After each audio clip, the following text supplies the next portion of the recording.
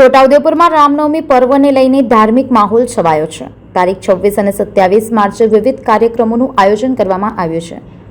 ગોરારામજી મંદિર ખાતે મહંત યોતીશ્વર દાસ મહારાજની આગેવાની હેઠળ ઉજવણી કરવામાં આવશે। 26 માર્ચે બપોરે ભવ્ય બાઇક રેલી અને રાત્રે સંગીતમય સુંદરકાંડનું આયોજન છે, જ્યારે 27 માર્ચે બપોરે 12 વાગે ભગવાન શ્રી રામનો જન્મોત્સવ અને મહાઆરતી યોજાશે।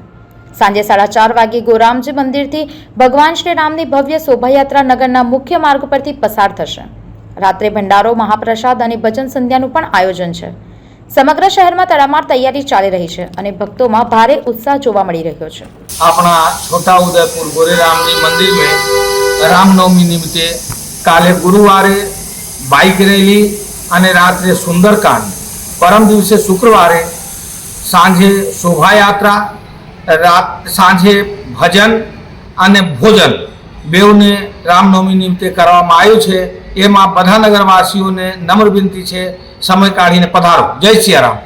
સંવાદદાતા સાથે અભિપ્રાય ન્યૂઝ, વડોદરા। આવા જ વધુ સમાચારો જોવા માટે સબસ્ક્રાઇબ કરો અમારી યુટ્યુબ ચેનલને અને જોડાયેલા રહો ફેસબુક, ઇન્સ્ટાગ્રામ અને ટ્વિટર પર।